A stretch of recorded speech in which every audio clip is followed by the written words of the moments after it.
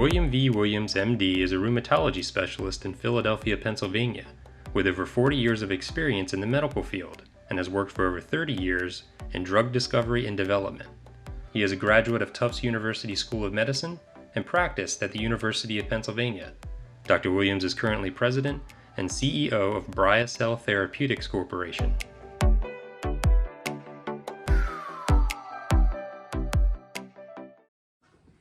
Hi, this is Dr. Bill Williams again, talking to you about the risks of hormonally active contraceptives. And I want to focus in this talk on the risks from blood clots. Now, it's clearly acknowledged, even in the current labeling of prescribing information of hormonally active contraceptives, that there is an increased risk of blood clots. And this increased risk can lead to things like heart attacks and strokes, and also thromboembolism. Now, thromboembolism, that's when you have a blood clot, like in your leg, for example, and it breaks off and it travels usually to the lungs. And when it travels to the lungs, it can block the blood flow to your lungs. And then there's a section of your lung that's not working right, so you don't get enough oxygen. And that can be very, very serious. It could be life-threatening when that happens. So venous thromboembolism, it's acknowledged that the relative risk for contraceptive users is 3.5 times higher. That's a 250% increase in risk. At the same time, other types of blood clotting problems include heart attacks and strokes. And for heart attacks, the estimate is that there's a 1.6 or a 60% increase in risk. And for strokes, it's 1.7% or 70% increase in risk.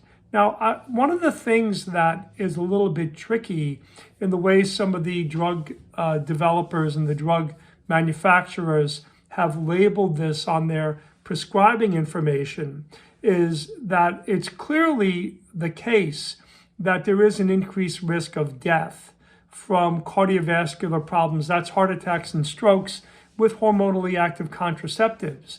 And unfortunately, this is compounded if someone is a smoker.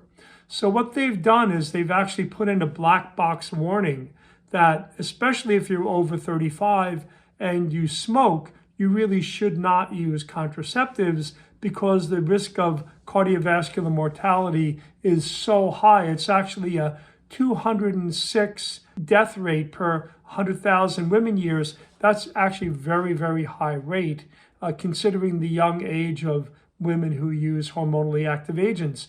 But what they've done in the labeling information, they've made the comparisons look like the whole risk is from smoking. And this is just the way that they have portrayed the data, showing first every use in non-smokers and then in smokers. And that's a big difference. But what they should have shown is the control non-smokers first, and then the ever users non-smokers. And you can see that if you look at it that way, there's a approximately 4 to 5-fold increase in risk just from using the contraceptives, even without smoking. So I think the bottom line is that there is this increased risk regardless of smoking. Yes, it's definitely worse if somebody's a smoker, but overall, there is this increased risk for cardiovascular events, for venous thromboembolism. In other words, heart attacks, strokes, pulmonary embolism, and this is a bad thing with hormonally active contraceptives, and they should be avoided if at all possible. Dr. Bill Williams, thank you for listening.